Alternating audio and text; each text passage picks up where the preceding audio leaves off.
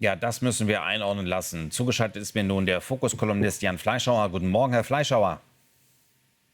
Ja, guten Morgen nach Berlin. Die Grünen, Herr Fleischhauer, predigen also die ganze Zeit Wasser trinken, schreiben den Deutschen ihr Leben vor, doch in Wahrheit trinken sie Wein und setzen sich über viele Regeln einfach so hinweg, vor allem ihre Spitzen wie Annalena Baerbock. Auf welchem Planet leben die Grünen eigentlich? Oh, das ist ja menschlich, ne? Also, da habe ich ja noch Verständnis für die Doppelmoral. Mir sind ja doch die Leute unheimlicher, die immer so ganz strikt sind, ne? Und sich alles wegklemmen. Aber politisch natürlich super misslich. Also, zumal ja bei ihr schon ein bisschen was zusammengekommen ist, auch an Rechnungen. Also 120.000 € im Jahr allein für den Stylisten und die Friseuse, die immer mitfliegt. Damit ist sie auch schon mal ganz, ganz, ganz weit oben. Ich glaube, bei der armen Lisa Paus sind es immer so 500 € im Monat, ne? Und jetzt eben noch diese Fliegerei. Ich verstehe es so ein bisschen, wenn man natürlich in so einer Spitzenpolitik ist und kaum noch seine Kinder sieht und immer so zwischen den Welten hin und her jettet, dann hat man das Gefühl, Mensch, ich habe doch so viel für das Land getan. Jetzt ist auch noch ein Flug drin. Aber das ist wirklich ein Denken, was man dann nach außen wirklich schwer verteidigen kann. Und ich glaube, diese Sache, also solche Kleinigkeiten wie das, was dieses Flugverbot aufheben, 23:55 Uhr nochmal eben nach Luxemburg jetten, 170 Kilometer, das wiegt am Ende viel, viel, viel schwerer negativ als eine ganze Menge Patzer, die man sich so im Politikerleben erlaubt.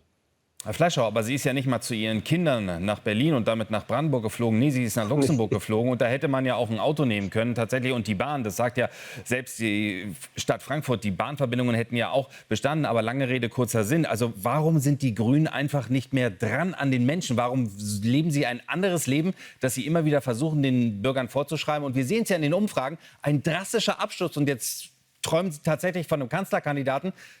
Die sind doch realitätsfern. Also ich würde jetzt nicht die Hand dafür ins Feuer legen, dass das einem FDPler nicht passieren würde. Ne? Zum Liberalen wie Kubicki, der schmeißt auch gerne nochmal das Privatflugzeug abends an. Nur der Unterschied ist eben, er macht den Leuten nicht ständig Vorhaltung, wenn sie sich in die Privatmaschine setzen. Also wir erinnern uns ja, welche Aufregung allein es gab bei einem ganz normalen Tagesflug, ja, auch aus grünen Reihen, als sich Friedrich Merz, glaube ich, auf eine Hochzeitsreise nach Sylt begeben hat, beziehungsweise auf eine Reise nach Sylt, wo Christian Lindner damals geheiratet hat. Ja, und wie gesagt, das eine ist, was man so eben öffentlich erklärt, das andere ist, was man selber treibt.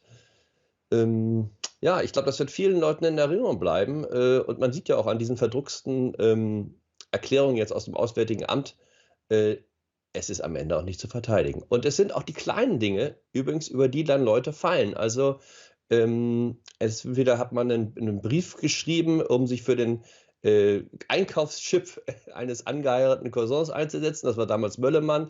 Oder irgendwelche Flugmeilen falsch abgerechnet bei Gregor Gysi.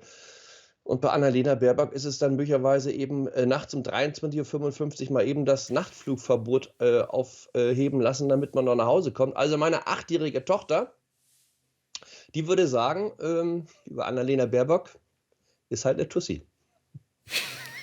Das sind aber starke Worte. Aber da sieht man auch, dass auch die jungen Sagt meine Menschen schon Tochter. sowas Sagt meine mitbekommen. Tochter, ist eine Häschen. Ja, habe ich schon verstanden, dass das Ihre Tochter sagt. Aber was zeigt das allgemein gerade über den Umgang der Politik mit der Bevölkerung und vor allen Dingen, in welche Richtung geht das? Also wir haben noch nicht amerikanische Verhältnisse, wo sich zum Beispiel die Präsidentschaftsbewerber übelst beschimpfen und das vor laufenden Kameras. So weit sind wir noch nicht. Aber droht nicht auch aufgrund solcher Vorgänge, dass sich hier das politische Klima weiter zuspitzen könnte? Ja, das glaube ich jetzt nicht, dass die Leute sich gegenseitig an die Gurgel gehen, weil Annalena Baerbock das Nachtflugverbot aufgehoben hat. Nee, aber es setzt natürlich, also es führt zu einer weiteren Entfremdung zwischen den Wählern und Bürgern und den Politikern. Das ist schon so. Also ich meine, auch eine Friseurrechnung im Jahr einzurechnen, wo 120.000 €, ich meine, das ist ja das dreifache Durchschnittsjahresgehalt, ja. Das verstehen viele Leute nicht und ich glaube, sie haben auch recht. Und dann sagen sie sich, pass mal auf, entweder gibt es das billiger oder ihr könnt das ja machen, aber dann zahlt es doch aus der eigenen Tasche.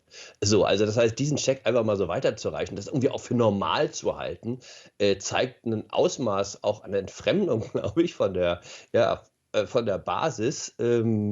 Das ist nicht gut.